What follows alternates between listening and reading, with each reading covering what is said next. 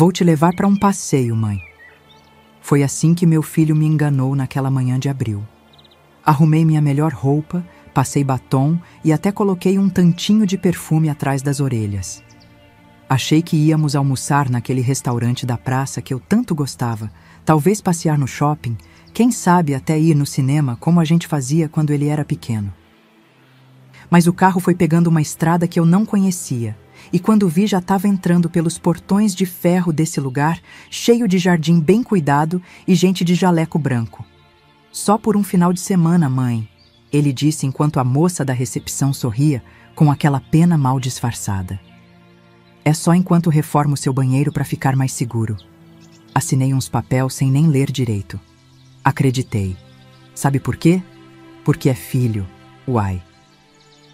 E como diz o ditado lá da minha terra, mãe é bicho bobo que acredita até em mentira mal contada. O final de semana virou semana, a semana virou mês, e o mês já vai para 5. As ligação prometida nunca veio. As visitas, então, nem se fala. Só o que chegou foi uma mala com minhas roupas dobradas e meus remédios separados em potinho de plástico com o dia da semana escrito na tampa. Mandou pela empregada dele, nem teve coragem de trazer em pessoa. E agora tô aqui, nessa varanda da casa de repouso Boa Esperança em Juiz de Fora, olhando esse sabiá laranjeira que vem todo dia na mesma hora bicar as frutinhas do pé de pitanga. Às vezes penso que ele tem mais consideração comigo que meu próprio filho. Pelo menos aparece para me fazer companhia, me dá bom dia com seu canto bonito. Já o Cláudio, esse nem para mandar notícia no meu aniversário de 81 anos. Me chamo Isolina Duarte, nasci e me criei em Diamantina, lá nas Minas Gerais, terra de montanha, pedra e gente que sabe dar valor para o que é bom de verdade. Vim parar nessa casa de repouso em Juiz de Fora porque meu filho achou por bem me depositar aqui, igual quem guarda um traste velho que não serve mais, mas também não tem coragem de jogar fora. Enquanto esperava na varanda daquele lugar estranho, me perguntava se alguém mais já tinha sido enganado por quem mais amava. E você, que está me ouvindo agora, qual é seu nome e de onde está acompanhando minha história? Não é que eu nunca tinha pensado em morar numa casa de repouso. Já tinha, sim. Nos dias que a lombar doía tanto que mal conseguia levantar para fazer um café, ou quando escorreguei no banheiro e fiquei 2 horas no chão até a vizinha me achar. Mas achei que, se um dia viesse para um lugar assim, seria por escolha minha. Com minhas coisas, meus pertences, minhas lembranças. E principalmente depois de me despedir direito da minha casinha em Diamantina, onde vivi a vida toda. Mas não foi assim. Foi na traição, no engano, na mentira deslavada. O Cláudio, meu filho, é desses homens de negócio que anda sempre apressado, celular na mão, roupa cara, carro do ano. Trabalha num banco grande lá em Belo Horizonte, casou com moça de família rica, tem 2 filhos que mal conheço e que me chamam de vovó, com aquela vozinha estudada de quem foi ensaiado. Vez ou outra vinha me visitar em Diamantina, sempre correndo, sempre olhando no relógio. Nunca tinha tempo de provar direito o meu licor de jabuticaba, que foi o que me deu nome na região toda. Mãe, preciso ir. O trânsito na volta para BH é um inferno. Era sempre assim. Até o dia que decidiu que eu já estava muito velha para ficar sozinha. E vou te contar uma coisa. Tô mais é com raiva de mim mesma. Porque eu, que sempre fui mulher de fibra, que criei filho sozinha depois que o Geraldo morreu, que fiz do meu licor artesanal um produto conhecido até fora do estado, eu caí feito uma patinha na conversa dele.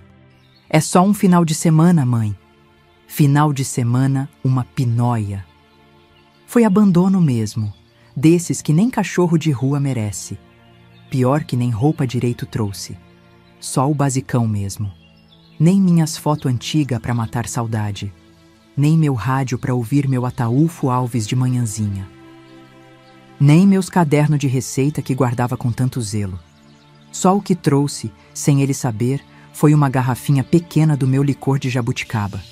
Daquele da safra especial que guardo para os momentos importantes. Enfiei na bolsa de qualquer jeito quando ele não estava olhando. Era meu segredinho, minha pequena rebeldia. E foi essa garrafinha, escondida debaixo das blusas dobradas na gaveta do criado mudo, que me salvou de perder o juízo nos primeiros dias aqui. Às vezes, quando a saudade aperta demais, deito na cama, fecho os olhos e abro a tampa só um tiquinho. O cheiro doce e forte me leva de volta para casa, pro terreiro onde as jabuticaba caíam madurinhas no chão, pro fogão a lenha onde eu fazia minhas poção mágica, como o Geraldo chamava. A primeira noite aqui foi a pior. Não consegui dormir nem um tiquinho. O colchão duro, o travesseiro fino, o lençol que cheirava a água sanitária. E aquele silêncio estranho, só quebrado de vez em quando pelo gemido de algum velho em outro quarto ou pelo sapato de borracha das enfermeiras no corredor. Chorei baixinho até o sol nascer, com vergonha de fazer barulho, com vergonha de estar ali, com vergonha de ter sido jogada fora que nem bagaço de laranja depois que se tira o suco. Logo eu, Isolina Duarte, que um dia foi chamada de Rainha dos Licores de Diamantina pelo jornal da cidade. De manhã, veio uma enfermeira toda sorrisinho me trazer café. Dona Isolina, vamos tomar nosso remedinho e depois participar da atividade de pintura? Nosso remedinho, uma conversa. O remédio era meu. A vida jogada fora era minha. A tristeza de ter sido abandonada era minha. Mas sorri e tomei o tal remedinho, porque minha mãe me ensinou que mulher direita engole choro e segue em frente. Fui na tal atividade de pintura também. Pintei uma garrafa de licor, com aquelas tinta pastel desbotada. Ninguém entendeu. Para eles, era só uma garrafa qualquer. Para mim, era o símbolo de tudo que deixei para trás. Os dias foram passando e eu fui conhecendo os outros moradores daqui. Tem o seu Agenor, que foi professor de matemática e agora esquece até como amarrar o sapato. A dona Marlene, que treme tanto que precisa de ajuda até para segurar a colher da sopa. O seu Tibúrcio, que conta a mesma história da guerra todo santo dia, mesmo nunca tendo saído de Minas. E tem a dona Juraci, que chegou aqui do mesmo jeito que eu, trazida pelo filho com a promessa de que era só por uns dias.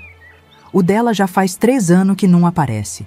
Pelo menos o meu ainda manda dinheiro, segundo a diretora me contou. Licor é coisa que precisa de tempo, sabia? Não é só misturar fruta, açúcar e cachaça boa num vidro e pronto. Tem que esperar. Tem que ter paciência. A fruta vai soltando o sumo devagarinho, o açúcar vai derretendo aos pouquinho, a cachaça vai puxando a cor e o sabor dia após dia. Se abrir antes da hora fica ralo, sem graça. Mas se souber esperar, se souber esperar, vira uma preciosidade. Um golinho só já esquenta o corpo inteiro, já adoça a boca, já conforta a alma. É por isso que licor bom é caro, porque leva tempo, cuidado, espera. E parece que minha vida agora tá igual licor no começo do preparo. Tudo misturado, confuso, precisando de tempo para fazer sentido. Sabe o que mais me dói? É que deixei tudo para trás. Minha casinha simples, mas arrumadinha, com a varanda cheia de vaso de flor. Meu quartinho dos licor, com as prateleiras abarrotadas de garrafa de todo tipo, tamanho e cor. Jabuticaba, amora, pequi, genipapo, cajá, araticum. Cada uma com sua etiqueta caprichada, escrita à mão. As mais antigas guardadas com cuidado especial, algumas com mais de 20 anos de preparo. Meu caderno de receita, herdado da minha avó Sebastiana, com as margens toda rabiscada de segredinho que só a gente da família sabia. Diamantina é terra de tradição, minha filha. Desde o tempo dos garimpeiros, a gente sabe dar valor pro que é precioso de verdade. E licor por lá não é só bebida não, é parte da cultura. Tem gente que guarda garrafa de licor especial pro nascimento dos filhos, pro casamento das filhas, pros aniversário importante. Tem família que passa receita de geração em geração, igual tesouro escondido. A minha avó Sebastiana, que Deus a tenha, me ensinou todos os mistérios quando eu ainda era menina moça de trança. Isolina, ela dizia com aquela voz de quem já viveu muito. Licor bom tem cor de joia. O de jabuticaba é roxo que nem ametista. O de pequi é amarelo que nem topázio. O de amora é vermelho que nem rubi. E eu cresci vendo o mundo pelas cores do licor. Lá em casa, o preparo era quase uma reza. Primeiro escolhia a fruta, uma por uma. Tinha que estar no ponto certo, nem verde demais, nem madura demais. Depois lavava com cuidado, sem machucar. Cortava do jeito que cada tipo pedia. Umas inteira, outras em pedaço, algumas só a casca ou só a polpa. Misturava com açúcar na proporção exata, que variava conforme a doçura natural da fruta. Deixava descansar até soltar o caldo. Só então entrava a cachaça boa, dessas de alambique pequeno que só gente conhecida consegue. Tampava o vidro bem tampado e guardava no escuro. A partir daí, era esperar. E a espera era diferente para cada tipo. Jabuticaba pedia 3 meses, no mínimo. Pequi precisava de meio ano. Genipapo, esse era o mais demorado.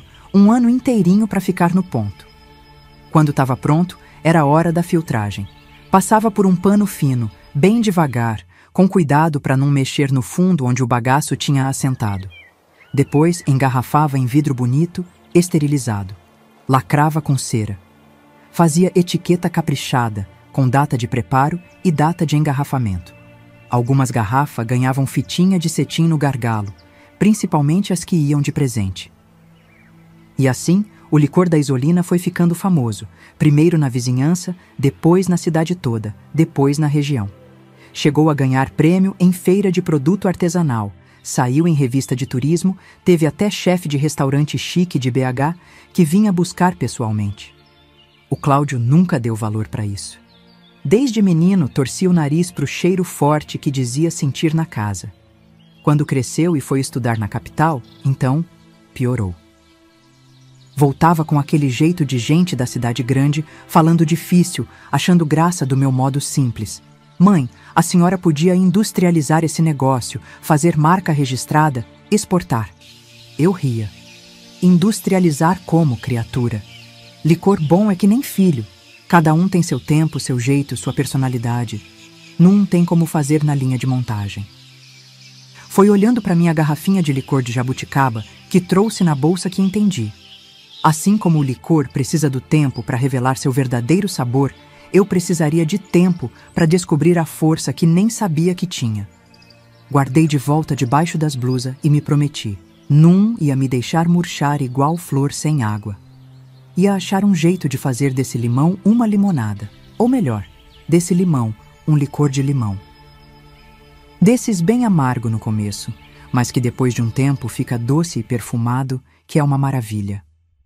Na semana seguinte, quando a assistente social veio fazer aquela visita de rotina, perguntei se podia usar a cozinha de vez em quando.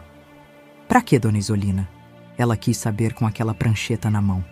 Pra ensinar os outros velhos daqui a fazer compota, geleia, licor? Coisa simples, sabe? Pra ocupar a cabeça. Ela anotou alguma coisa, disse que ia conversar com a diretora. 2 dias depois, me deram autorização. Mas só para geleia e compota. Licor não podia por causa do álcool. Problema não, pensei comigo mesma. É um começo. O resto a gente dá um jeito. E assim, minha filha, eu fui achando meu lugar nesse canto onde me jogaram, sem perguntar se eu queria. A vida às vezes é isso mesmo.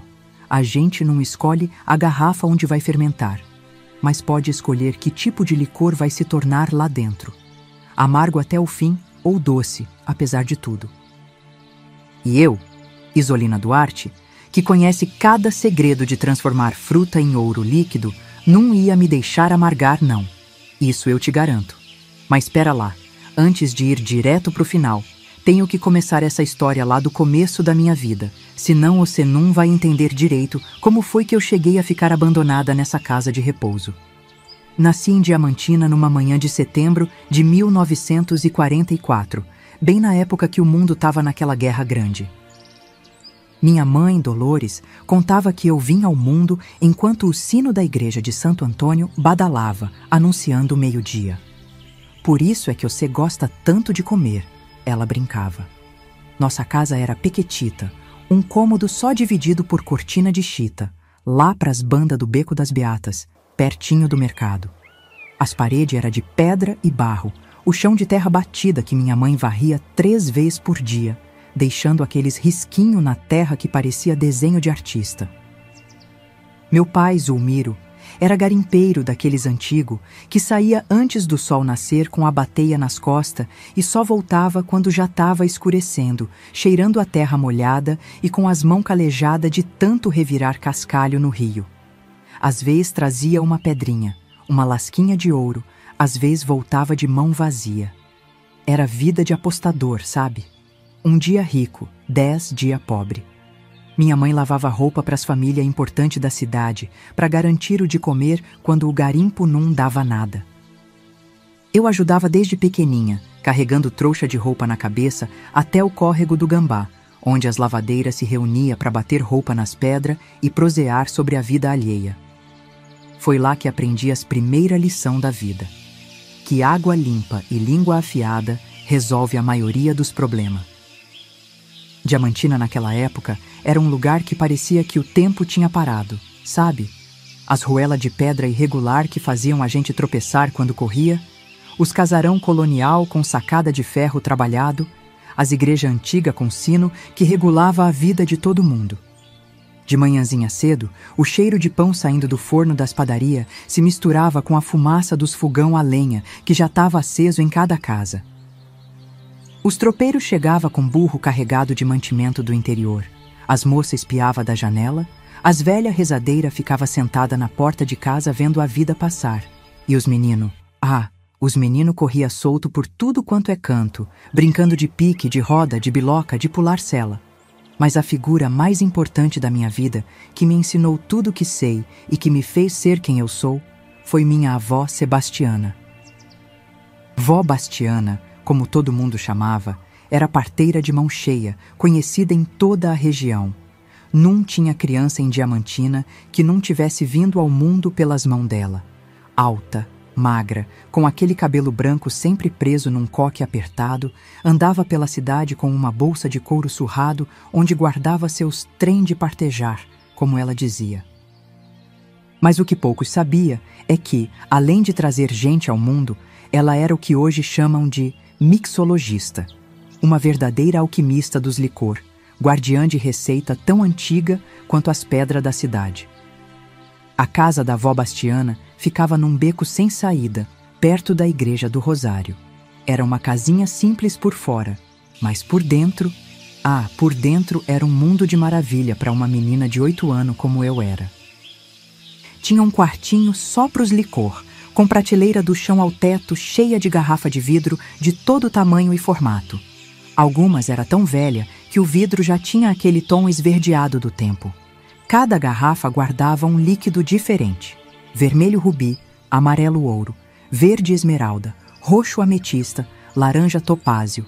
Era como se minha avó tivesse conseguido capturar todas as cores do mundo e guardado em vidro. Foi ali, naquele quartinho cheirando a fruta madura e especiaria, que comecei meu aprendizado. Tinha 8 anos quando vó Bastiana me chamou numa tarde de chuva. Vem cá, menina, tá na hora de você aprender o ofício da família. Me colocou num banquinho alto perto da mesa onde ela trabalhava e começou a me mostrar como escolher a fruta no ponto certo. Pegou uma jabuticaba e apertou de leve. Tá vendo como a casca cede só um tiquinho e volta? É assim que tem que tá. Nem dura demais, nem mole demais. Igualzinho, gente. Nem teimosa que não dobra, nem frouxa que não tem sustância.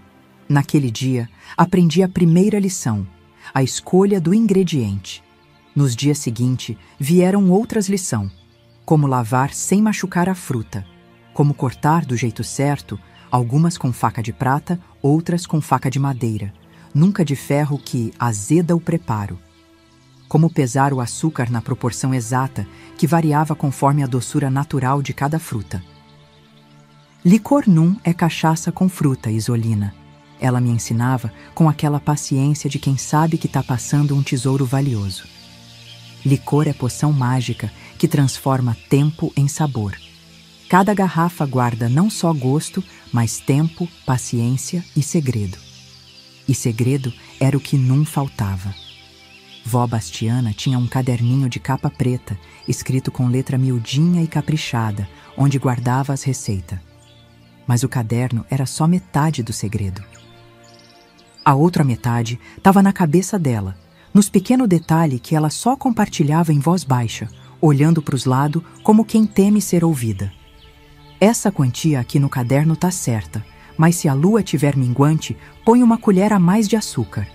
Ou então, nessa receita de jenipapo, o segredo é raspar um tiquinho da casca de quina-quina, mas tão pouco que ninguém percebe, só sente no final.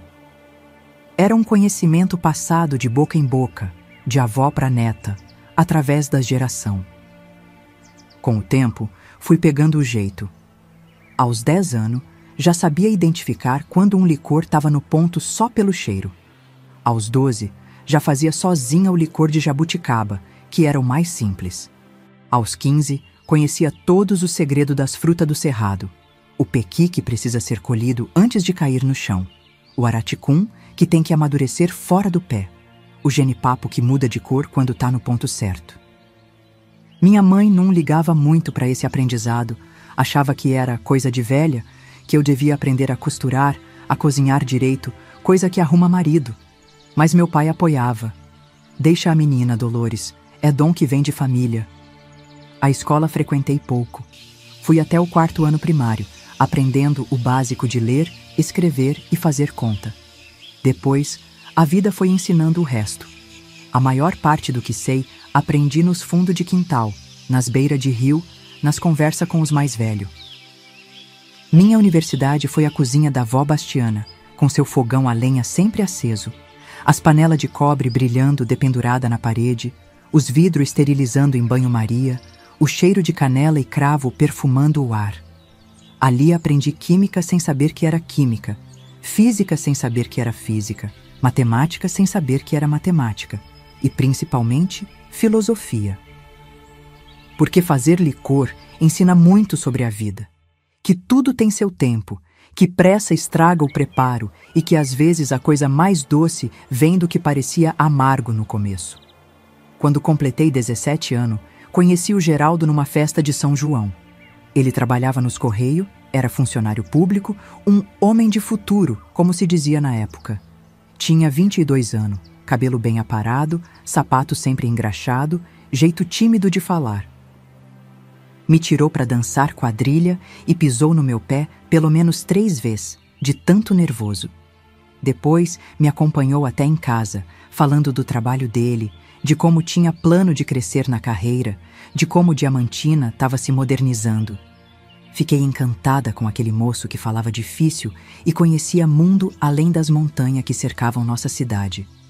Minha família não gostou muito dele no começo. Achavam que eu merecia mais. Afinal, eu já tinha fama de fazer o melhor licor depois da vó Bastiana. Já vendia umas garrafinhas na feira. Já tinha até encomenda de gente importante da cidade. Esse moço não tem ambição, meu pai resmungava. Vai passar a vida carimbando papel. Minha mãe torcia o nariz pro jeito quieto dele, achava que era manhoso. Só a vó Bastiana ficou do meu lado. Deixa a menina, Zulmiro.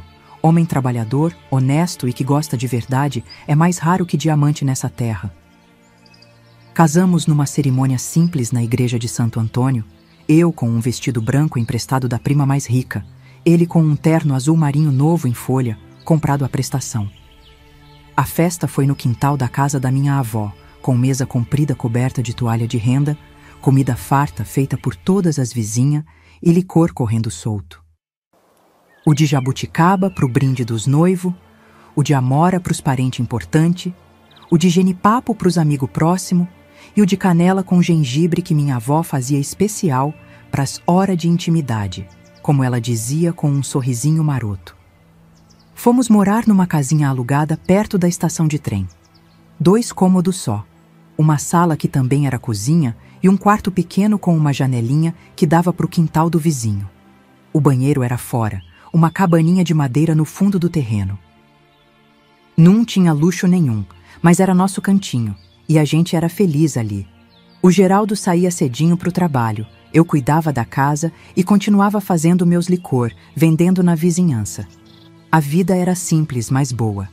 À noite, sentava na porta de casa para ver o movimento, conversar com os vizinhos, ouvir as histórias que o Geraldo trazia do trabalho. Quando engravidei do Cláudio, 1 ano depois do casamento, a alegria foi enorme. O Geraldo, então, nem se fala. Saiu distribuindo charuto para os colegas, como se já fosse pai de menino, mesmo sem saber ainda o que era. Vai ser homem, ele dizia convicto. Tô sentindo. E acertou. Nos 9 meses de espera, preparei um licor especial, de pêssego com um toquinho de baunilha. É pro nosso menino provar quando fizer 15 anos, expliquei pro Geraldo. Ele riu. Esse licor vai ficar guardado muito tempo, então. Mal sabia que aquela garrafa nunca seria aberta pelo motivo que planejamos. O parto foi difícil, daqueles que a gente acha que não vai sobreviver. 22 horas de dor, sem médico, só com a avó Bastiana comandando tudo. O Geraldo ficou do lado de fora o tempo todo, andando de um lado para o outro, fumando um cigarro atrás do outro. Quando finalmente o Cláudio nasceu, um chorão vermelho e cabeludo, minha avó o embrulhou num pano de flanela e levou para o pai conhecer. O Geraldo chorou, que nem menino quando pegou aquele embrulhinho de gente no colo. Meu filho vai ser doutor, ele dizia entre soluço. Não vai precisar ficar carimbando papel igual o pai. E assim começou nossa vida de família. O Cláudio era um menino esperto, falou cedo, andou cedo, aprendeu tudo rapidinho. Era o xodó do pai, da mãe, da bisavó. Todo mundo mimava, todo mundo achava graça nas artes, todo mundo dizia que ele ia longe. Esse menino tem futuro, os vizinhos falavam. E a gente acreditava, economizava cada tostão pensando na educação dele. Queria dar estudo, oportunidade, chance de ser mais do que nós tinha sido. O Geraldo fazia hora extra nos correios, eu aumentei a produção de licor, aceitando encomenda até de cidade vizinha. Tudo pro nosso menino de ouro. Quando o Cláudio fez 6 anos, a avó Bastiana faleceu. Foi de repente, deitou uma noite reclamando de dor no peito e não acordou mais. Encontrei ela de manhã, serena na cama, parecendo que estava só dormindo. Antes de chamar alguém, peguei o caderninho preto de receita que ela guardava com tanto zelo. Era meu por direito. Ela sempre dizia que eu era a única que tinha dom para continuar o legado dela. Junto com o caderno, herdei também a responsabilidade.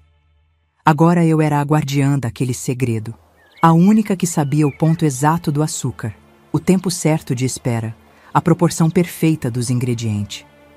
Com a morte da minha avó, a procura pelos licor aumentou. Todo mundo queria o último lote da dona Bastiana, ou a receita que só a neta dela sabe fazer agora. De repente, me vi com mais encomenda do que podia dar conta. Montei uma espécie de ateliê nos fundos de casa, com prateleira de madeira que o Geraldo fez nos fins de semana. Vidro que comprava de um mascate que passava de vez em quando, frutas que buscava no mercado, ou que vizinho trazia do sítio. O dinheiro começou a entrar mais regular, e tudo ia para a poupança do estudo do Cláudio. A vida seguia seu curso tranquilo até que o Geraldo começou a adoecer. Primeiro foi uma tosse que não passava nunca. Depois, cansaço para subir qualquer ladeira. Por fim, dor no peito que dobrava ele ao meio. O médico falou que era do coração, que estava fraco, que precisava descansar. Mas como descansar com filho para criar, com prestação da casa para pagar? Ele continuou trabalhando, cada dia mais abatido, mais pálido, mais cansado. Eu intensifiquei o trabalho com os licor, chegando a fazer mais de 100 garrafas por mês. Saía de porta em porta, de comércio em comércio oferecendo. Já não era só em Diamantina, ia até cidade vizinha de Jardineira, carregando caixa pesada, deixando em consignação em hotel, restaurante, loja de lembrança. Abri mão de tudo pelo meu filho, até das receitas mais preciosas que vovó me ensinou a não compartilhar com ninguém. Você concorda que os filhos devem estar acima de tudo ou acha que devemos guardar algo só para nós mesmos? Me conte nos comentários, quero entender se errei desde o princípio. Porque teve um momento que uma mulher de Belo Horizonte, dona de boutique fina, me ofereceu muito dinheiro pelas receitas exclusivas, principalmente a do licor de pequi com mel silvestre, que era raridade absoluta. Hesitei, claro. Aquilo era herança de família, segredo passado de geração em geração. Mas o Cláudio estava crescendo. Logo precisaria ir para a capital estudar. E o Geraldo cada dia pior. Acabei vendendo algumas receitas, guardando só as mais especial, as que a avó Bastiana tinha me feito jurar que nunca revelaria a estranho. O dinheiro da venda das receitas ajudou por um tempo. Pagamos médico melhor para o Geraldo, compramos material escolar de primeira para o Cláudio, conseguimos até trocar o telhado da casa que estava com goteira. Mas como diz o ditado lá da minha terra, dinheiro na mão de pobre é igual orvalho. Brilha de manhã e de tarde já secou. Logo estava tudo apertado de novo. O Geraldo teve que se afastar do trabalho, ficando com salário menor. O Cláudio, cada vez mais esperto, precisava de livro, de roupa boa para não passar vergonha na escola, de material para fazer aqueles trabalho complicado que os professor passava. Foi aí que percebi que meu licor tinha que virar negócio de verdade, não só bico. Investi o pouco que sobrava em garrafa mais bonita, em rótulo feito por um rapaz que entendia de desenho, em caixa de madeira forrada de palha para as garrafas especial. Criei uma linha premium, com preço mais alto, para vender para turista e gente rica. Comecei a participar de feira de artesanato. Ganhei até um prêmio de produto tradicional, numa exposição em Ouro Preto. O nome Licores Dona Isolina começou a aparecer em revista de turismo, em guia gastronômico. O que era tradição de família virou meio de sobrevivência. O Geraldo assistia tudo com um misto de orgulho e tristeza. Orgulho de ver a mulher se virando tão bem, tocando negócio com tanta competência. Tristeza por não poder ajudar mais, por se sentir um peso. Você devia ter casado com um homem que desse mais futuro, ele dizia nas noites que a dor não deixava dormir. Eu beijava a testa dele e respondia sempre a mesma coisa. Casei com o homem que eu quis, e tem um dia que me arrependi. Era verdade. O Geraldo podia não ter me dado riqueza material, mas me deu respeito, carinho e um filho que era a nossa vida. E o Cláudio crescia vendo a mãe se desdobrar e o pai definhar aos pouquinho. Talvez isso explique o jeito dele mais tarde, sempre com medo de ficar para trás, de não ter o suficiente, de depender dos outros. Na escola era o primeiro da classe, estudava mais que todo mundo, queria sempre o melhor resultado. Em casa, ajudava como podia. Lavava a garrafa, colava rótulo, às vezes até saía comigo para entregar encomenda. Mas percebia que ele tinha vergonha quando os colegas via. Vergonha da mãe que vendia licor de porta em porta, do pai doente que mal saía da cama, da casa simples cheirando sempre a fruta fermentada e álcool. Quando o Cláudio fez 15 anos, o Geraldo piorou de vez. Uma noite, depois de um dia aparentemente bom, em que até tinha sentado na porta de casa para ver o movimento, ele deitou dizendo que estava cansado. De madrugada, acordei com um barulho estranho. Era ele tentando respirar, sem conseguir. Parecia um passarinho batendo asa dentro d'água. Chamei socorro, mas não teve jeito. Quando a ambulância chegou, ele já tinha partido. Foi como se arrancassem um pedaço de mim junto. Fiquei oca, como uma daquelas garrafas vazias que esperavam para ser enchida. O enterro foi simples, como tinha sido nossa vida juntos. O Cláudio, com seus 15 anos, parecia de repente muito mais velho. Ficou de pé ao lado do caixão o tempo todo, segurando o choro, cumprimentando as pessoas com um aperto de mão firme, igualzinho o pai fazia. Só chorou de noite, quando achava que eu não estava ouvindo. Soluçava baixinho no quarto dele, como se não quisesse me dar mais essa preocupação. Foi aí que prometi a mim mesma. Podia faltar tudo, menos oportunidade para o meu filho. O Geraldo não tinha conseguido ver o filho virar doutor, mas eu ia ver. Nem que tivesse que fazer licor até os dedos cair. Depois que o Geraldo partiu, o mundo ficou um tanto sem cor. Mesmo com o movimento dos licor aumentando, mesmo com o Cláudio precisando de atenção, eu me sentia como se tivesse perdido o chão. Às vezes, acordava no meio da noite e esticava o braço procurando o quentinho do corpo dele do outro lado da cama, e só encontrava vazio. Sabe o que é ter 17 anos de companhia e de repente se ver sozinha? É tipo quando a gente tira a fruta do licor depois da fermentação. Fica aquele espaço oco na garrafa, que nada mais vai preencher. mas não tinha tempo para ficar curtindo tristeza. O Cláudio estava terminando o ginásio com nota boa, já falando em fazer científico em Belo Horizonte, sonhando com faculdade. E era só eu e ele agora, uma viúva de 30 e poucos anos e um rapazinho de 16, tendo que se virar como desse. A pensão que o Geraldo deixou dos Correios mal dava para as despesas básicas. O resto tinha que vir do meu trabalho mesmo. Então sequei as lágrimas, arrumei as mangas e me joguei de cabeça no que sabia fazer melhor: transformar fruta do cerrado em ouro líquido. O negócio dos licor foi crescendo mais do que eu imaginava. Uma coisa foi puxando outra.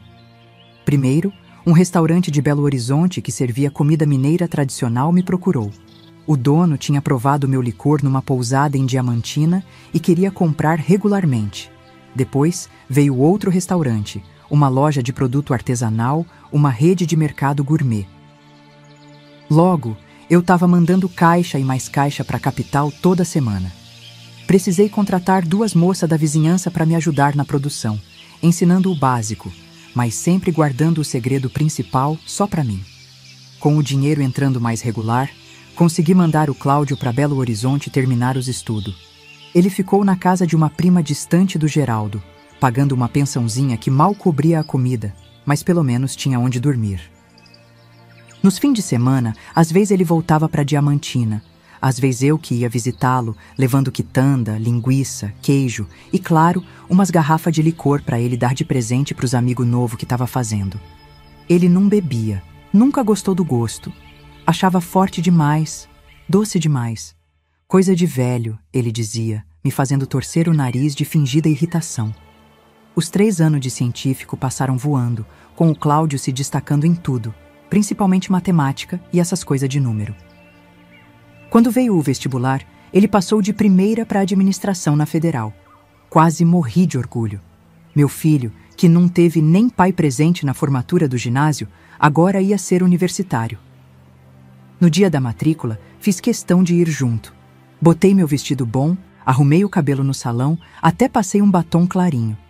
Queria que todo mundo visse que aquele menino tão inteligente tinha mãe, tinha família, tinha quem se orgulhasse dele. Mas percebi, pela primeira vez, um certo desconforto no Cláudio. Quando encontramos outros alunos com os pais, ele me apresentava rápido, sem muita conversa. Quando algum professor perguntava o que eu fazia, ele respondia antes de mim. Minha mãe tem uma pequena empresa de bebidas artesanais. Pequena empresa? Era eu sozinha com 2 ajudantes num quartinho nos fundos de casa. Mas deixei passar. Era dia de alegria, não ia criar caso por bobagem. Os 4 anos de faculdade foram de muito sacrifício. O Cláudio precisava de dinheiro para aluguel. Logo saiu da casa da prima e foi morar numa república com outros estudantes. Para livro, para roupa, para transporte, para comer fora com os colegas. E eu mandava tudo o que podia. Às vezes ficava sem comprar um remédio que precisava, um calçado novo, só para não deixar faltar nada para ele. Aumentei a produção, inventei mais sabor de licor, comecei a vender até em outro estado, através de um atravessador que apareceu oferecendo parceria. Quando menos esperava, estava na formatura dele. Um salão cheio de gente importante, todo mundo de roupa de festa, os formando com aquela beca preta e capelo. Cláudio estava lindo, o mais bonito de todos no meu olhar de mãe coruja. Alto, forte, com o queixo do pai e meus olhos escuros. Quando chamaram o nome dele, fui às lágrimas. Cláudio Duarte, formado em administração de empresas com honra ao mérito. Honra ao mérito. Meu menino não tinha sido só aprovado, tinha sido um dos melhores da turma. Bati palma até as mãos doerem. Na festa depois da formatura, conheci pela primeira vez a Mônica, a namorada que ele tinha há alguns meses, mas nunca tinha levado para me conhecer. Moça bonita, não posso negar. Alta, magra, cabelo liso e comprido, roupa de marca. Filha de empresário, estudante de arquitetura, cheia dos ismos no falar. Ela me cumprimentou com 2 beijinhos no rosto, daquele jeito educado, mas distante. A senhora que faz aqueles licores que o Cláudio comenta, que peculiar. O jeito que ela falou peculiar deixou claro que não era elogio. mas engoli seco e sorri. Era dia do meu filho, não ia criar rusga com a namorada dele. Depois da formatura, o Cláudio arrumou emprego rápido num banco grande. Começou como trainee, logo subiu para analista, depois gerente. Tinha talento para os números, para o negócio, para lidar com o dinheiro dos outros. Ia poucas vezes à Diamantina, sempre com pressa, sempre olhando no relógio. As visitas ficavam mais curtas a cada vez. De fim de semana completo, passou para um dia só, depois só algumas horas. Sempre com desculpa de trabalho, de compromisso, de trânsito. O casamento com a Mônica veio 2 anos depois da formatura. Festa chique num buffet caríssimo em Belo Horizonte, com 400 pessoas convidadas. Fui colocada na mesa da família, claro, mas me senti um peixe fora d'água. Todo mundo de roupa de grife, falando de viagem internacional, de investimento, de política, e eu ali com meu vestido azul turquesa comprado na melhor loja de Diamantina, mas que mesmo assim parecia simples perto dos modelos de estilista que as outras mulheres usavam. A mãe da Mônica, Dona Elizabeth, mal dirigiu a palavra para mim a noite toda. Quando o fizeram, foi para perguntar se esses licores que o Cláudio menciona são de fato seguros para consumo, considerando que são feitos de forma tão artesanal. Depois do casamento, as visitas ficaram ainda mais raras. O Cláudio ligava de vez em quando, sempre com pressa. "Tudo bem por aí, mãe? Tá precisando de alguma coisa? Tá tomando os remédios direitinho?" Pergunta rápida, sem tempo de ouvir resposta de verdade. Quando eu começava a contar alguma coisa da vizinhança, alguma novidade da cidade, ele cortava. "Mãe, tenho outra ligação, depois a gente conversa mais, tá?" Esse depois nunca chegava. E foi aí que comecei a notar a mudança no comportamento dele. Não era só a falta de tempo. Era algo mais fundo, mais dolorido. Era vergonha. Vergonha de mim, do meu jeito simples de falar, do meu sotaque carregado do interior, das minha mão manchada de tanto lidar com fruta e álcool, da minha casa modesta em Diamantina. Uma vez, quando ainda ia me visitar de vez em quando, ele trouxe a Mônica junto. Serviu o almoço com todo carinho. Feijão tropeiro, lombo com tutu, couve refogada, tudo que ele gostava desde menino. A Mônica mal tocou na comida. "Estou em dieta restritiva", ela explicou, revirando a couve com o garfo como se estivesse procurando algum inseto ali. Depois, ouvi sem querer o Cláudio falando com ela no quintal. "Eu sei que é simples, mas é só por hoje. Amanhã já voltamos para BH e comemos naquele japonês que você gosta." Simples? A comida que alimentou ele a vida toda, que eu fazia com tanto amor, agora era simples demais para ele e para a mulher cheia de não me toque? Aquilo doeu mais que tapa na cara.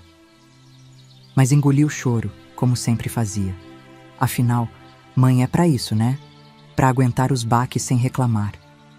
Quando nasceu o primeiro neto, o Guilherme, pensei que as coisas iam melhorar. Afinal, a avó serve para ajudar com criança, para contar história, para fazer comida gostosa. Mas a Mônica já tinha decidido que a mãe dela, Dona Elizabeth, é que ia ser a avó presente. Eu conheci meu neto com quase 1 mês de nascido, quando me chamaram para ir até Belo Horizonte. Eles nem cogitaram trazer o bebê até Diamantina. Cheguei lá carregada de presente. Roupinha feita à mão, cobertorzinho de lã que eu mesma tinha tricotado nas noites sozinha, até um licorzinho especial de mel com própolis para dar pro menino quando tiver resfriado, expliquei. A Mônica olhou pro licor como se eu tivesse oferecido veneno. "Nós só damos remédios prescritos pelo pediatra, Dona Isolina." E o Dona Isolina saía da boca dela igual cuspe. Nunca era mãe nem sogra. Sempre Dona Isolina, mantendo a distância. O Cláudio, em vez de me defender, ficou calado. Depois, quando a Mônica saiu da sala, ele me disse baixinho: "Mãe, não traz mais esse tipo de coisa, tá? A Mônica segue aqueles métodos modernos de criação, sabe? Tem as regras dela."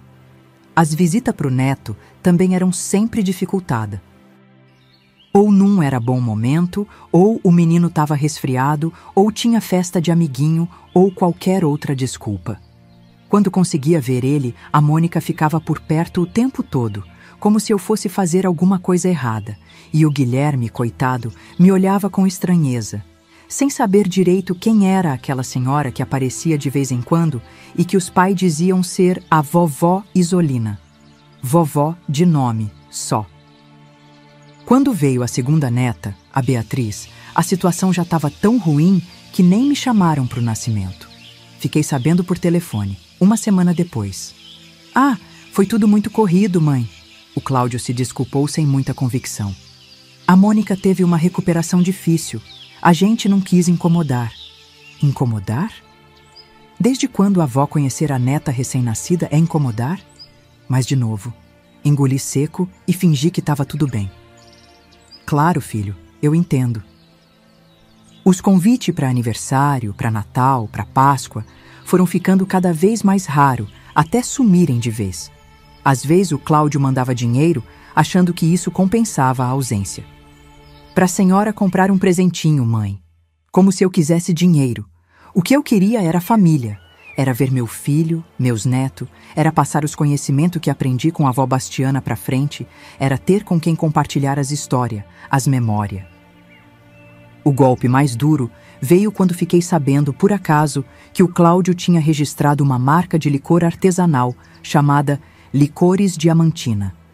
Soube por uma antiga cliente que veio me visitar e comentou, achando que eu sabia. Dona Isolina, vi o licor do seu filho numa loja chique em São Paulo. Tava numa garrafa toda trabalhada, com rótulo bonito, preço bem salgado. Meu coração gelou. Que licor? Que marca?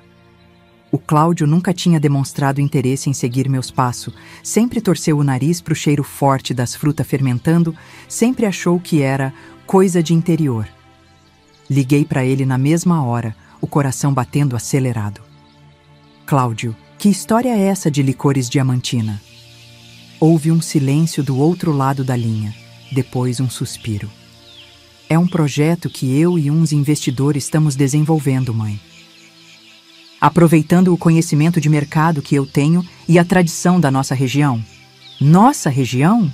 Ele mal pisava em Diamantina. E as receitas, filho? De onde saíram? Outro silêncio.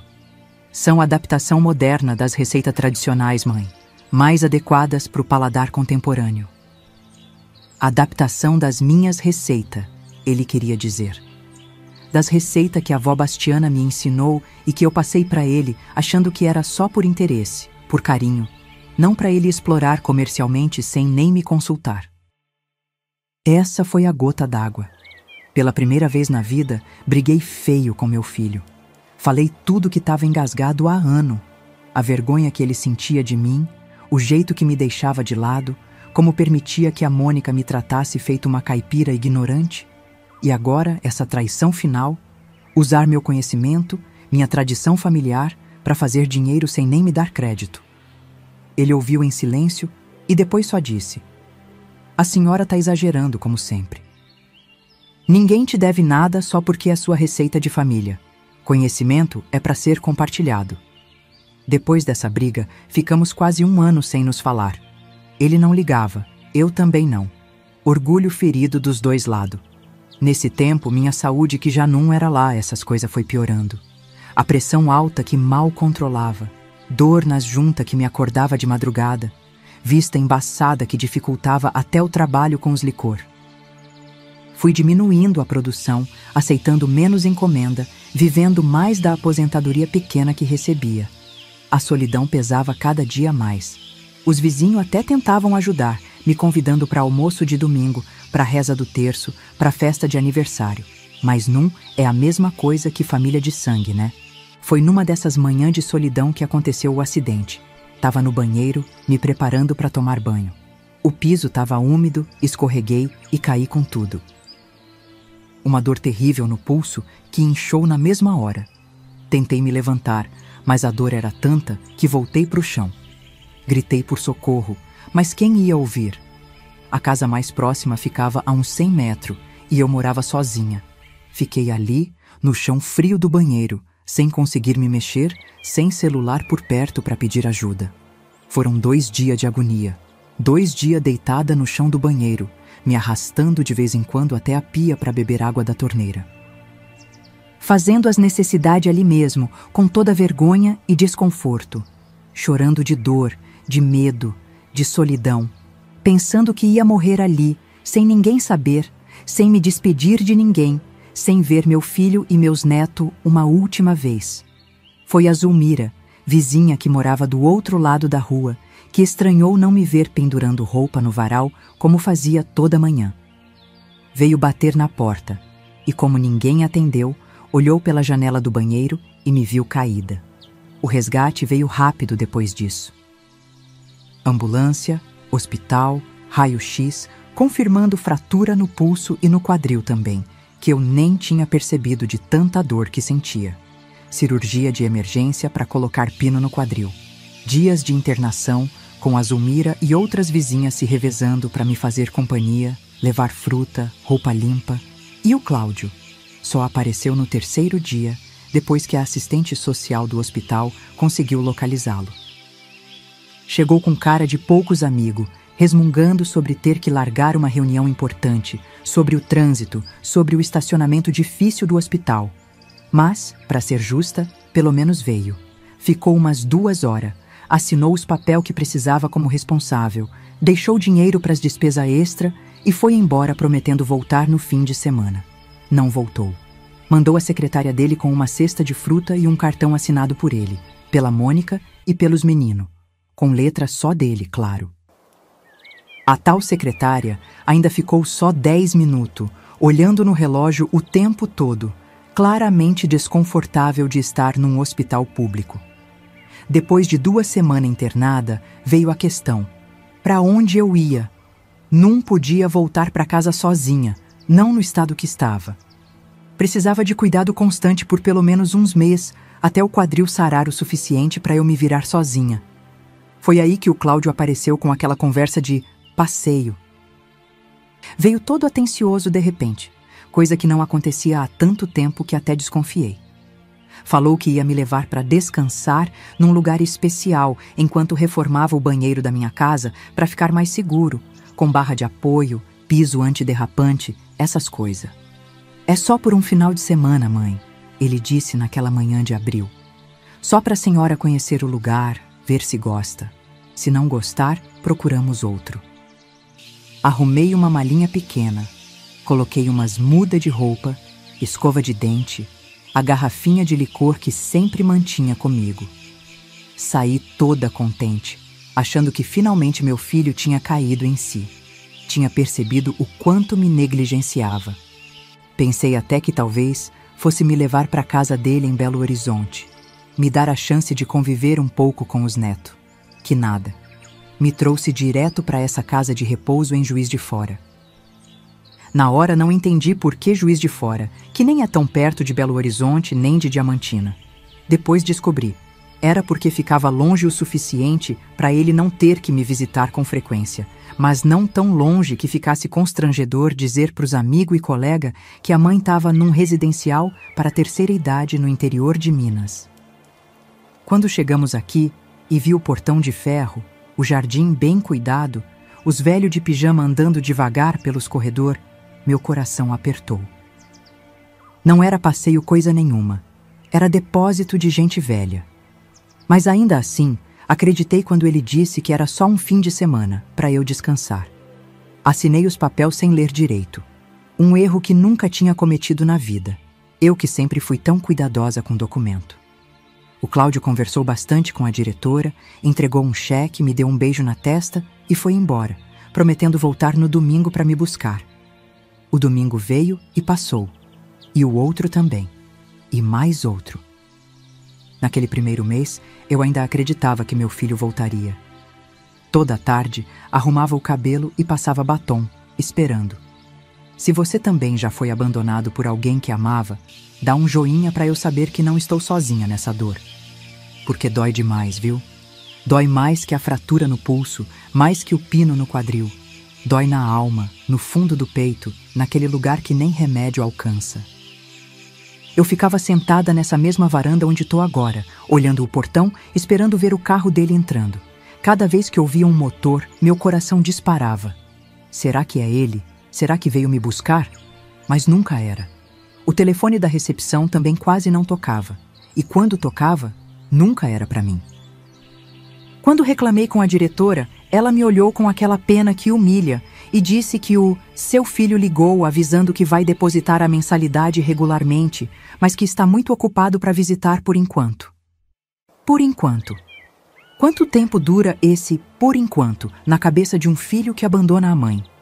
5 meses já se passaram e nem sinal dele. Nem no meu aniversário de 81 anos, que foi no mês passado. Mandou um buquê de flor pela floricultura da cidade, com cartão impresso, nem manuscrito era. Feliz aniversário, mãe. Com carinho, Cláudio e família. E só. Nenhum telefonema, nenhuma visita relâmpago. Nada. Sabe o que é pior? É que mesmo depois de tudo isso, mesmo depois da traição, do abandono, do desprezo, ainda sinto falta dele. Ainda amo meu filho, com aquele amor de mãe que não acaba nunca, mesmo quando pisoteado. Ainda olho as fotos antigas que trouxe na malinha, dele pequenininho no colo do pai, dele com uniforme de escola, dele na formatura. E choro escondida, para ninguém ver. Porque abandono de filho é ferida que não cicatriza nunca. Fica sempre aberta, sempre sangrando, só que por dentro, onde ninguém vê. Depois de 3 meses esperando toda a tarde na varanda, arrumada e perfumada feito noiva no altar, finalmente caiu a ficha. Foi no dia do meu aniversário. 81 anos não é pouca coisa, é uma vida inteira, né? Mas pro Cláudio, pelo jeito, não significou nada. Nem telefonema, só aquelas flor murcha que chegaram com cartão impresso, desses que a gente compra junto com o buquê. Naquele dia, sentada sozinha no refeitório com um bolinho ralo que as funcionárias arranjaram de última hora quando souberam da data, olhei em volta e vi a verdade nua e crua. Eu tinha sido abandonada de vez. Não era por enquanto, não era só um tempinho. Era para sempre. Meu filho tinha me depositado naquele lugar igual quem guarda um móvel velho no depósito, sem intenção nenhuma de buscar de volta. Chorei a noite toda, com o rosto enfiado no travesseiro para ninguém ouvir. De manhã, lavei o rosto, respirei fundo e decidi. Acabou o tempo de esperar. Se ele não me queria mais como mãe, eu precisava aprender a viver sem ser mãe dele. Tirei da mala aquela garrafinha de licor de jabuticaba que tinha trazido, destampei e tomei um golinho. O sabor forte e doce trouxe de volta um tantinho da minha força. Lembrei da avó Bastiana dizendo: mulher é que nem licor, Isolina. Quanto mais o tempo passa, mais forte fica. Guardei a garrafa de novo e saí do quarto decidida a encarar minha nova realidade. Foi nessa manhã, tomando café no refeitório com o olho ainda inchado de tanto chorar, que conheci direito a dona Juraci. Já tinha visto ela pelos corredores, uma senhora magra de cabelo grisalho, sempre preso num coque baixo, ar de quem já foi autoridade um dia. Ela sentou na minha frente com sua bandeja e falou sem rodeio. A senhora chorou a noite toda, eu ouvi do meu quarto. É por causa do filho que não vem, não é? Fiquei sem graça, mas algo nela me inspirou confiança. Assenti com a cabeça e ela continuou. Eu também. Faz 3 anos que meu filho me deixou aqui e sumiu no mundo. A diferença é que eu já parei de chorar. Dona Juraci tinha sido professora de português a vida toda. Deu aula em escola estadual, formou gerações de aluno, inclusive gente importante da cidade. Agora, aos 83 anos, tinha sido descartada pelo único filho, que se mudou para os Estados Unidos e a deixou naquela casa de repouso, com a desculpa de que lá tem o melhor tratamento. Tratamento que ele nunca vinha verificar pessoalmente, só pagava a mensalidade em dia e mandava cartão no Natal e aniversário. Igualzinho o Cláudio. Parecia que esses filhos saíram da mesma forma, nem que fosse de mãe diferente. A senhora sabe o que mais me dói? Ela me confidenciou depois de alguns dias de conversa na varanda.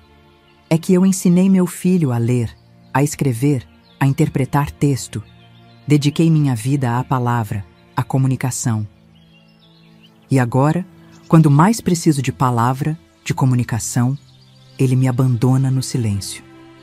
Achei aquilo tão bonito e tão triste ao mesmo tempo. E vi que minha história não era muito diferente. Eu tinha ensinado o Cláudio tudo sobre os licor, não porque achava que ele ia seguir o ofício, mas porque era conhecimento de família, era raiz, era identidade.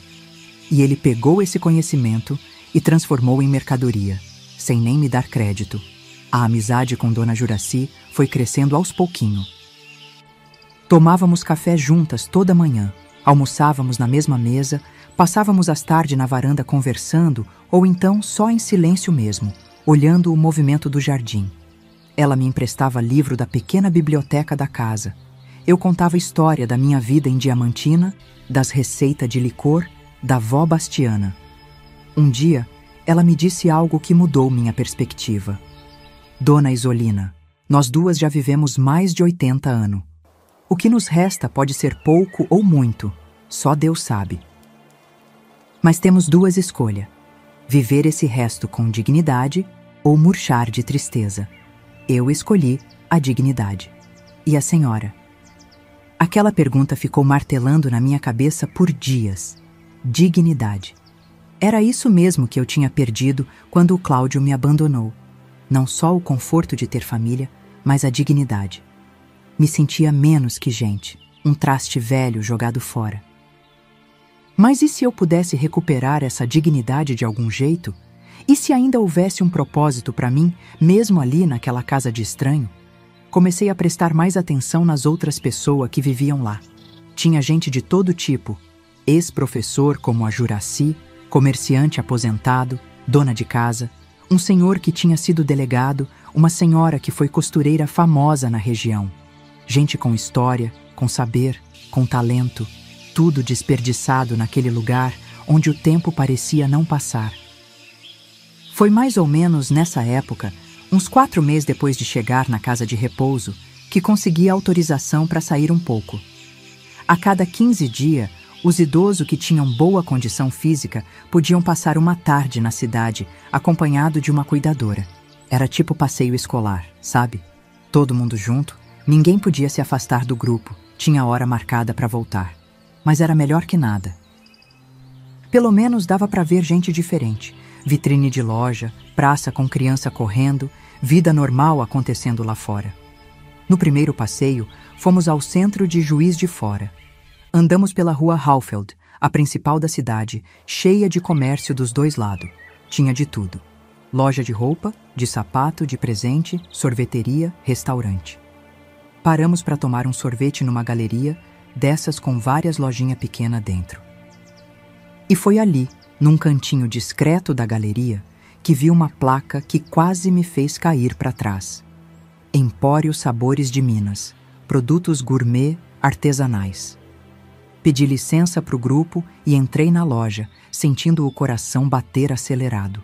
Era uma lojinha pequena, mas arrumadinha, com prateleira de madeira clara, luz amarelada, música instrumental baixinha tocando. Nas prateleiras, de tudo um pouco: queijo, linguiça, doce em compota, cachaça, café especial, geleia e licor. Muitos licor, em garrafa bonita, elegante, com rótulo colorido. Me aproximei devagar, quase com medo do que ia encontrar. E lá estavam eles. Licores Diamantina, tradição desde 1944. 1944, o ano que eu nasci. Como se a tradição fosse da marca e não minha, da minha família, da minha avó. Peguei uma garrafa com mão trêmula. Licor de jabuticaba, dizia o rótulo em letra rebuscada. Feito artesanalmente segundo receitas tradicionais de Diamantina, respeitando o tempo de maceração e utilizando apenas frutas selecionadas do Cerrado Mineiro. Virei a garrafa para ver o preço e quase caí para trás. R$ 189. Uma garrafa que, quando eu vendia em Diamantina, custava no máximo 40. E tinha de todos os tipos: jabuticaba, amora, pequi, genipapo. Todos os meus licor. Todas as receitas que aprendi com tanto sacrifício que carreguei comigo a vida toda. A senhora está precisando de ajuda? Perguntou uma mocinha que trabalhava na loja, vendo meu estado de choque. Devolvi a garrafa na prateleira e respirei fundo. Essa marca, Licores Diamantina, a senhora sabe quem é o dono? Ela sorriu, prestativa. É uma empresa de Belo Horizonte, da família Duarte. Eles fornecem para várias lojas de produto gourmet no Brasil todo. É um dos nossos produtos que mais vende, principalmente o licor de jabuticaba, que é premiado. Premiado, com a minha receita. Saí da loja tonta, com um gosto amargo na boca que nem o sorvete que tomamos depois conseguiu tirar. O resto do passeio passou como um borrão na minha frente. Só conseguia pensar no Cláudio usando meu conhecimento, minhas receitas, minha tradição familiar para fazer dinheiro. E não era pouco dinheiro não, viu?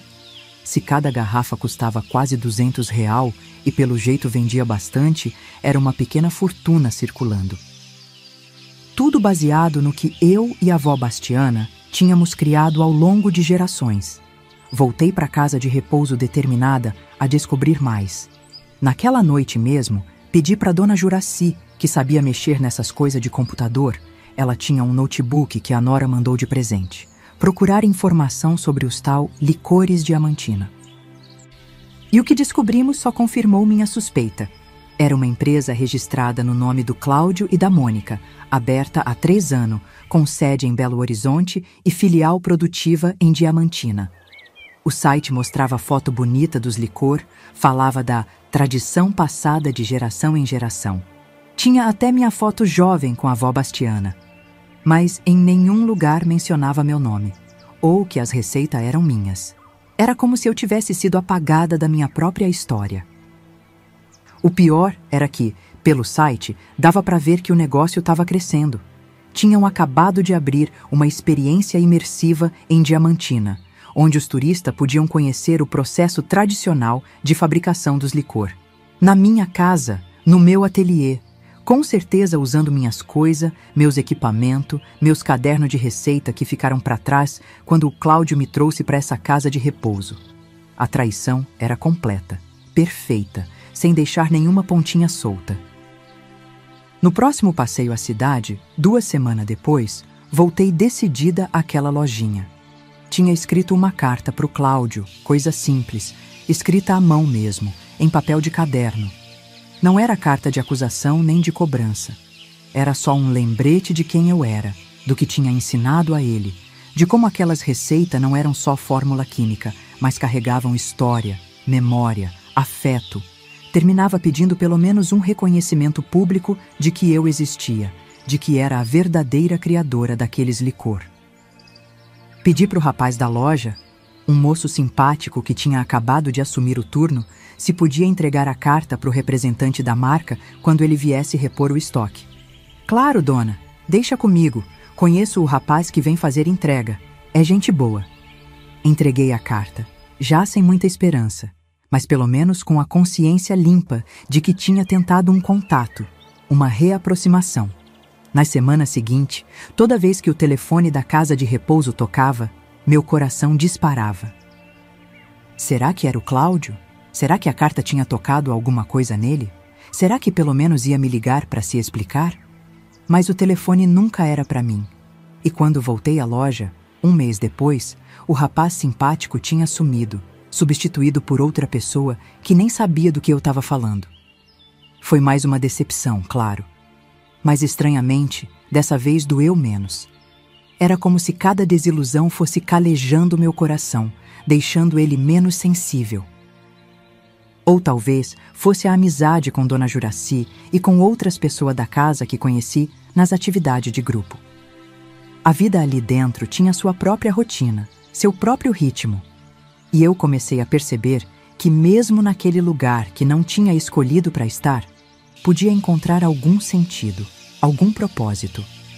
Tudo começou quando a terapeuta ocupacional, uma mocinha nova cheia de ideia, propôs uma atividade de troca de saberes entre os idosos. Cada um ensinaria aos outros algo que sabia fazer bem. Dona Juraci daria aula de português e contação de história. Seu antenor, que tinha sido marceneiro, ensinaria trabalho simples com madeira. Dona Terezinha, que foi costureira, daria aula de bordado. E eu? Bom, eu só sabia fazer uma coisa direito na vida: licor. Mas como propor isso numa casa de repouso, onde bebida alcoólica era proibida? Foi a própria terapeuta que deu a ideia. A senhora pode ensinar a fazer compota de fruta, dona Isolina. É parecido. Usa os mesmos princípios de conservação, só não leva álcool. Aceitei, meio sem animação. Compota não era licor, mas pelo menos era um jeito de trabalhar com fruta, de usar o conhecimento que tinha. No primeiro dia de aula, apareceram 5 senhora curiosa. Levamos tudo para a cozinha da casa, que a diretora cedeu depois de muita insistência da terapeuta. Tinha pouca coisa para trabalhar. Umas maçã, umas pera, açúcar, canela em pau, cravo. Mas dava para o gasto. Enquanto ensinava o ponto certo do açúcar, o tempo de cozimento, as especiarias que combinavam com cada fruta, fui me lembrando do prazer que era transmitir conhecimento. As velhinhas anotavam tudo, faziam pergunta, experimentavam o caldo para ver se estava bom. No fim da tarde, tínhamos 6 potes de compota de maçã com canela, perfumando a cozinha inteira. A diretora, que veio fiscalizar se não tínhamos botado fogo em nada, até provou e elogiou. E o mais importante, eu me senti útil de novo, valorizada, respeitada pelo que sabia. As aulas de compota viraram sucesso na casa.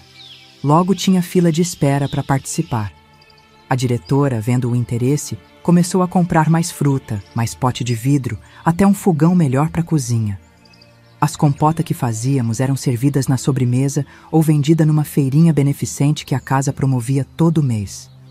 Eu me sentia cada vez mais animada, mais viva. Era como se tivesse recuperado um pedacinho da minha identidade que o abandono do Cláudio tinha roubado. Mas no fundo, eu sabia que compota não era licor. Faltava o ingrediente principal, a alquimia verdadeira, que só acontece com a fermentação, com o tempo, com a espera. Foi numa tarde, depois da aula, que tive uma ideia maluca. E se fizéssemos licor escondido? Não para beber, claro. Só para ensinar o processo completo? Chamei as 5 alunas mais dedicadas, todas senhora entre 70 e 80 e tantos anos, para uma conversa reservada. Vocês querem aprender o verdadeiro segredo dos licor? Mas tem que ficar entre nós. Elas toparam na hora, empolgada com o ar de conspiração. No dia seguinte, durante o passeio na cidade, comprei escondido uma garrafa pequena de cachaça boa numa loja de bebida. As outras compraram vidro com tampa hermética, açúcar refinado, e cada uma trouxe uma fruta diferente que algum parente tinha levado de presente. Nos fundos da casa de repouso, onde ficava um depósito velho quase nunca usado, montamos nosso pequeno laboratório. Ali, longe dos olhos da diretora e das funcionárias, comecei a ensinar os verdadeiros segredos do licor. Foi como voltar no tempo, pras tarde na cozinha da avó Bastiana. Mostrei como escolher a fruta no ponto certo, como cortar do jeito específico que cada tipo pede, a proporção exata de açúcar, o tempo que cada mistura precisa descansar antes de adicionar a cachaça. Fizemos 5 licor diferentes. De amora, que a dona Juraci trouxe, de tangerina, que era da estação, de banana, que sempre tem no refeitório, de maçã com canela e, meu preferido, de jabuticaba, que a neta da dona Terezinha trouxe especialmente para a avó. Escondemos os vidros num cantinho escuro do depósito, atrás de umas caixas velhas. A chave do depósito, que uma das funcionárias mais antigas emprestou depois de muita conversa, ficava comigo. De vez em quando, à noite, depois que todo mundo ia dormir, eu escapulia até lá para verificar o processo. Abria os vidros com cuidado, cheirava, mexia de leve, ajustava o que precisava. Era perigoso? Era. Se descobrissem, podiam até me expulsar da casa. Mas o risco valia a pena só de ver aquela senhora animada com um segredo compartilhado, com um projeto proibido, com algo que dava significado para os dias, que sem isso seriam todos iguais. 3 meses depois, chegou o grande dia. A abertura dos vidros, a filtragem, o engarrafamento.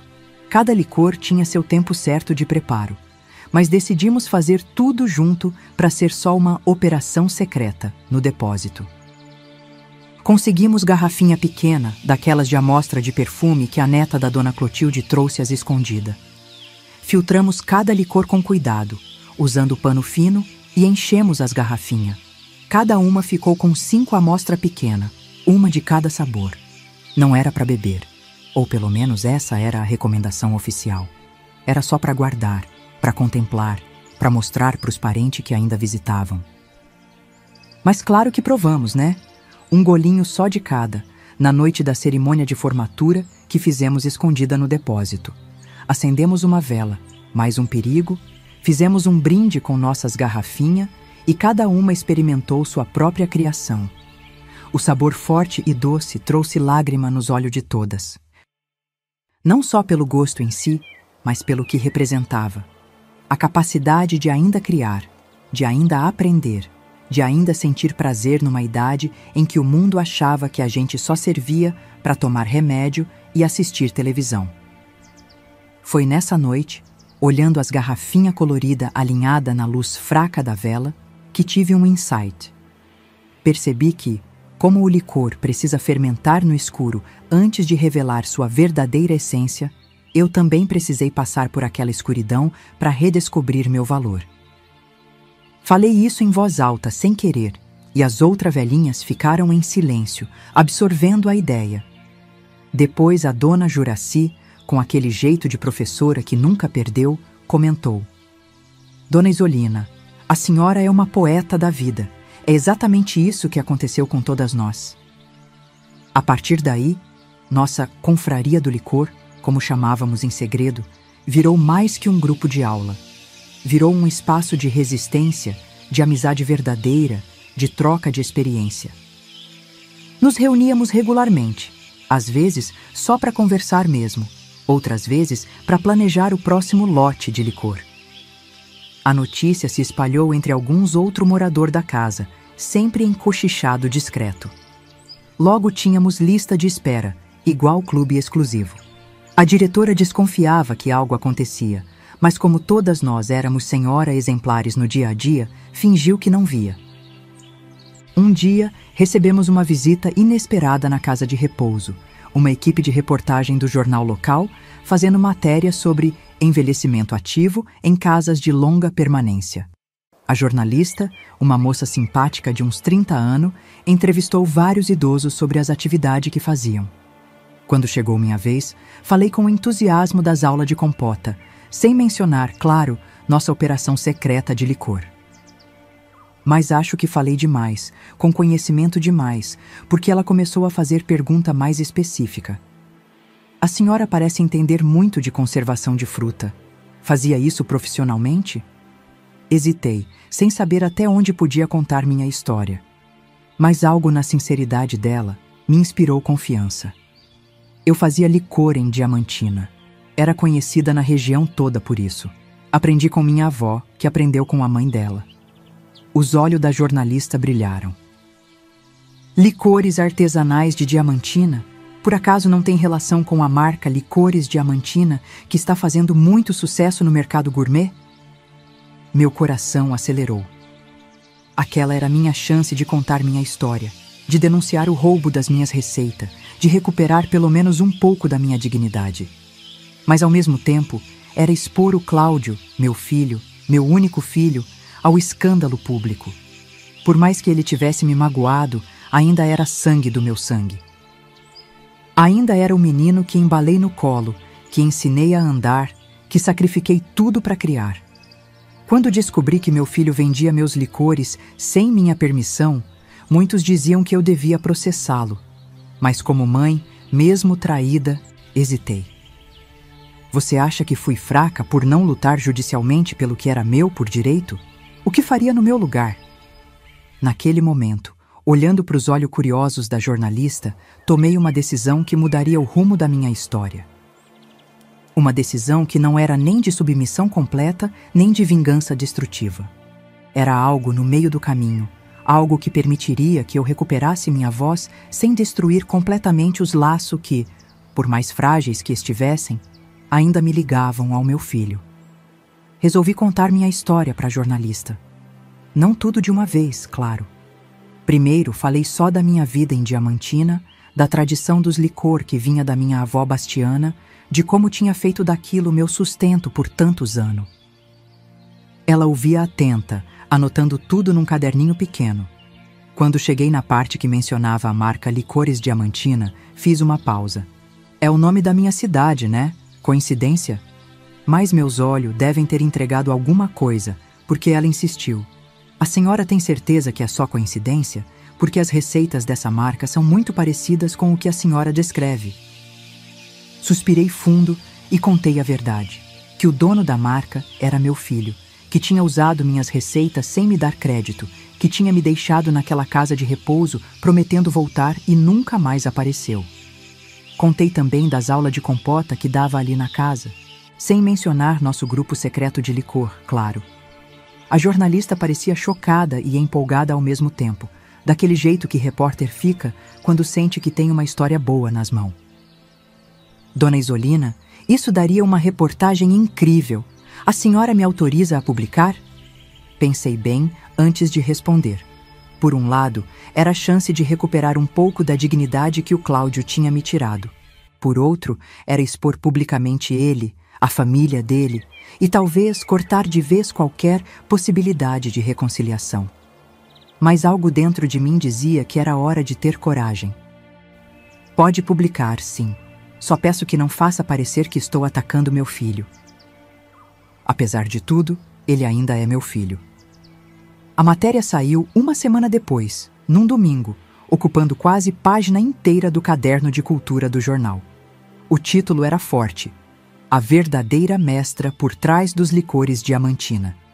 Contava minha história completa, desde a infância aprendendo com a avó Bastiana até o abandono na casa de repouso. Tinha até foto antiga que a jornalista conseguiu com o vizinho de Diamantina. Eu jovem, no meu ateliê, com garrafa de licor em volta. E o mais importante, falava das aulas que eu dava para as outras idosas, de como estava passando adiante um conhecimento que corria risco de se perder. O impacto foi maior do que qualquer um podia imaginar. Primeiro, o telefone da casa de repouso começou a tocar sem parar. Gente querendo falar comigo, confirmar a história, fazer mais entrevista. A diretora, que nem tinha lido a matéria ainda, veio toda aflita para o meu quarto. Dona Isolina, o que a senhora aprontou? Tem 3 repórter na recepção querendo falar com a senhora. Logo a casa toda estava em polvorosa. As outras idosas me olhando com admiração, as funcionárias cochichando pelos cantos, a diretora sem saber se ficava brava com a confusão ou feliz com a publicidade gratuita para a instituição. E foi aí que nossa confraria do licor deixou de ser segredo. No meio da confusão toda, alguém, suspeito que foi a dona Clotilde, que sempre foi meio linguaruda, deixou escapar sobre nosso grupinho e as garrafinhas escondidas no depósito. A diretora quase teve um treco quando descobriu. Bebida alcoólica dentro da casa? A senhora tem noção do risco? Da responsabilidade? Achei que ia ser expulsa na mesma hora, mas a jornalista, que ainda estava por ali colhendo mais detalhe para a matéria de acompanhamento, teve uma ideia salvadora. Dona Regina, ela disse para a diretora, a senhora está perdendo uma oportunidade de ouro. Tem uma mestra licorista reconhecida nacionalmente na sua casa, ensinando outras idosas. Isso não é problema. É um projeto de valorização cultural que pode trazer visibilidade e até patrocínio para a instituição. A diretora, que no fundo era esperta e sabia reconhecer uma boa chance quando via uma, mudou de tom na hora. De repente, o que era irregularidade grave virou projeto cultural da casa. Até nome inventou na hora: Clube dos Licores, resgatando sabores e memórias. Nos dias seguintes, mais repórter apareceram. Jornal maior da capital, rádio local, até uma equipe de TV de Belo Horizonte. Todo mundo querendo saber da vovó dos licores, que tinha sido injustiçada pelo próprio filho. Eu tentava amenizar essa parte. Não queria que o Cláudio parecesse um monstro completo. Afinal, por mais que tivesse me magoado, ele ainda era meu filho, sangue do meu sangue. Mas a mídia adora uma história de vilão e vítima, né? e o Cláudio acabou pintado como o empresário malvado que explorava a mãe idosa. O mais surpreendente foi como nossa confraria virou o centro das atenções. As 5 senhoras que faziam parte viraram celebridade local. A casa de repouso, vendo a oportunidade de marketing, transformou o depósito velho num espaço adequado para nossas aulas, com mesa grande, prateleira, pia, tudo certinho. A diretora até regularizou a situação com a vigilância sanitária, conseguindo autorização especial para a produção de licores artesanais em pequena escala para fins educativos. Não dava para vender, claro, mas pelo menos não era mais atividade clandestina.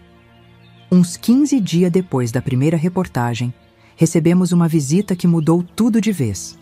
Era Renato Mendes, chefe famoso de um restaurante premiado em Belo Horizonte, especializado em cozinha mineira contemporânea. Ele tinha lido a matéria e ficado intrigado. "Sou cliente dos licores Diamantina há anos", ele explicou quando nos conhecemos. "Uso em vários pratos do meu restaurante. Quando soube que a verdadeira criadora estava viva e ainda produzindo, tive que vir conhecer pessoalmente." O chefe passou a tarde toda com a gente, provando os licor que tínhamos feito, fazendo 1000 perguntas sobre as técnicas, os ingredientes, o tempo de fermentação. Seus olhos brilhavam cada vez que provava um sabor novo. "Dona Isolina, isso aqui é um tesouro gastronômico. A senhora tem noção do valor cultural do que criou?" Eu sorri, meio sem graça. "É só licor, moço. Coisa simples que aprendi com minha avó." Ele balançou a cabeça, enfático. "Não é só licor. É patrimônio imaterial. É história viva de Minas Gerais em forma líquida." Antes de ir embora, o chefe me fez uma proposta que deixou todo mundo de queixo caído. "Dona Isolina, tenho amigos advogados especializados em propriedade intelectual. A senhora tem direito sobre essas receitas, sobre esse conhecimento. Podemos entrar com um processo contra a empresa do seu filho, não para fechá-la, mas para garantir que a senhora seja reconhecida como a verdadeira criadora, que receba os royalties que merece, que tenha seu nome associado ao produto." As outras senhoras da confraria quase me empurraram para aceitar na hora. A dona Juraci, sempre a mais sensata, dizia: "É seu direito, Isolina. O menino roubou o que era seu." A diretora da casa, vendo a possibilidade de ter uma residente rica pagando mensalidade gorda, também apoiava. "A senhora merece justiça, dona Isolina."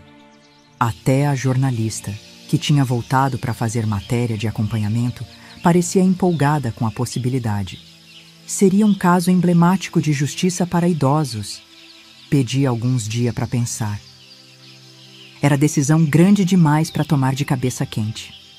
Por um lado, a mágoa do abandono, do roubo das receitas, ainda doía fundo. Por outro, processar meu próprio filho, expor ele, a família dele, ao escândalo público maior ainda. E se os netos descobrissem que a avó que mal conheciam tinha processado o pai deles? Que imagem iam ter de mim? Não era fácil. Depois de muito refletir, chamei o chefe de volta e dei minha resposta. "Não quero processo. Não quero brigar na justiça com meu filho, por mais que ele tenha me magoado. Mas aceito outra proposta. Quero criar uma linha nova de licor, com meu nome verdadeiro, ensinando tudo que sei para as minhas amigas aqui da casa. O senhor ajudaria nisso?" O chefe sorriu, parecendo aliviado. "Essa é uma solução muito mais elegante, dona Isolina, e tenho certeza que será mais lucrativa também, no final das contas." E foi assim que nasceu a Licores Dona Isolina, a verdadeira mestra. Uma linha especial, produzida em pequena escala, inicialmente apenas para o restaurante do chefe Renato. Ele cuidou de toda a parte burocrática, registrou a marca no meu nome, conseguiu todas as autorizações necessárias, montou uma pequena produção nos fundos da casa de repouso, contratando inclusive 2 funcionárias para ajudar nas tarefas mais pesadas. Nós, as 6 velhinhas da confraria original, éramos as supervisoras de qualidade, garantindo que cada garrafa seguisse rigorosamente as receitas tradicional. O sucesso foi quase instantâneo. O restaurante do chefe começou a oferecer uma experiência de degustação especial com os licor, contando a história de cada um, explicando a tradição por trás de cada sabor. Logo, outros restaurantes de comida mineira queriam comprar também. Depois vieram loja gourmet, empório especializado, até hotel de luxo querendo oferecer aos hóspedes. Não demorou muito para aparecer reportagem em revista de gastronomia, em programa de TV sobre turismo em Minas, em blog de bebida artesanal. O dinheiro que começou a entrar era muito mais do que eu jamais imaginei ter nessa altura da vida. Suficiente para pagar um quarto melhor na casa de repouso, para comprar roupa nova, presente para os amigos, até para fazer uma viagem de fim de semana para Diamantina com as colegas da confraria, para mostrar a elas onde tudo começou. Mas o mais importante nem era o dinheiro. Era a dignidade recuperada, o reconhecimento, o sentimento de que minha vida tinha sentido de novo, de que meu conhecimento tinha valor. Estava tudo indo tão bem que quase não me surpreendi quando, numa manhã de domingo, a recepcionista me avisou que tinha visita me esperando. Lá estava ele, o Cláudio, sentado no sofá da recepção, com cara de quem não dormiu direito. Quando me viu, levantou num pulo, sem saber se vinha me abraçar ou se mantinha distância. Optou por ficar parado, as mãos inquietas na frente do corpo. Mãe. Foi só o que conseguiu dizer antes de baixar os olhos, visivelmente constrangido. Fiquei parada também, observando meu filho. Tinha emagrecido desde a última vez que o vi. Tinha olheira funda, cabelo meio grisalho, nas têmporas que não tinha antes. Estava envelhecendo, meu menino. E não parecia estar envelhecendo bem. Quer conversar lá na varanda? Ofereci, tentando manter a voz firme. Ele assentiu, me seguindo em silêncio até o banco onde eu costumava sentar, para ver o sabiá laranjeira. Ficamos um tempo calados, olhando o jardim, o passarinho que vinha e ia, as outras pessoas que passeavam devagar pelos caminhos de pedra. Foi ele quem quebrou o silêncio. Eu vi a matéria no jornal, e depois as outras reportagens, e agora os licores Dona Isolina nos restaurantes. Fez uma pausa, parecendo buscar as palavras certas. A senhora tinha todo o direito de me processar, de acabar com a minha marca. Por que não fez isso? Olhei bem nos olhos dele antes de responder. Os mesmo olho do Geraldo, que mesmo depois de tanto tempo ainda me faziam lembrar do amor da minha vida. Porque você é meu filho. E mãe não processa filho, por pior que ele tenha feito. Ele baixou o olhar de novo, envergonhado. Não mereço essa consideração, mãe. Fui um filho horrível. Roubei suas receitas. Abandonei a senhora aqui. Nem nas datas importantes vim visitar. E por que veio agora? Perguntei, sem acusação na voz. Só curiosidade mesmo. Ele suspirou fundo. A princípio, vim com medo. Medo que a senhora destruísse meu negócio, que me expusesse mais ainda. Os clientes começaram a fazer pergunta depois das reportagens. Alguns restaurantes cancelaram pedido. Pelo menos era honesto.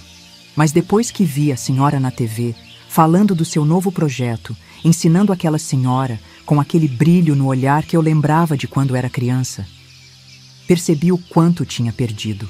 O quanto joguei fora por orgulho, por vergonha idiota, por ambição. As lágrimas começaram a escorrer pelo rosto dele, daquele jeito contido de homem que não quer demonstrar emoção, mas não consegue evitar. Me perdoa, mãe?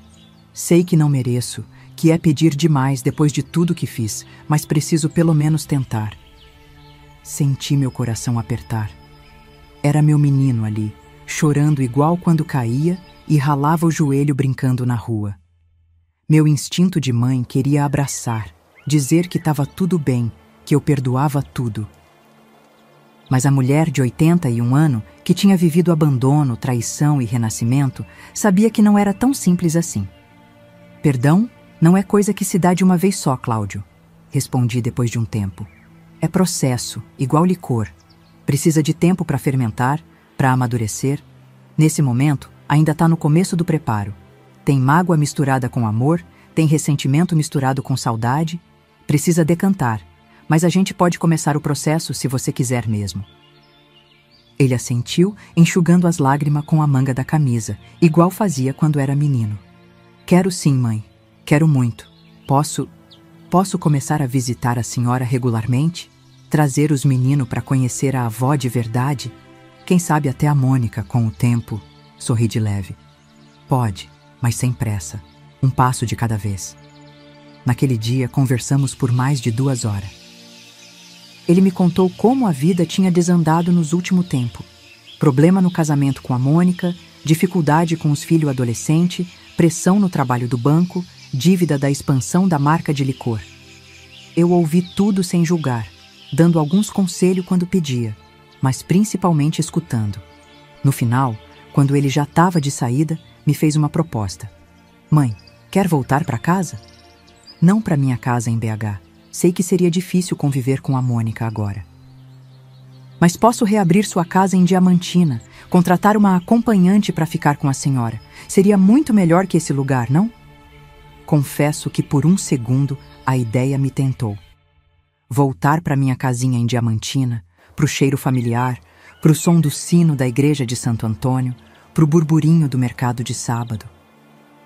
Mas olhei em volta, pro jardim da casa de repouso onde agora conhecia cada planta, pro banco onde eu e a dona Juraci passávamos as tardes conversando, pro cantinho que agora era nossa fábrica de licor.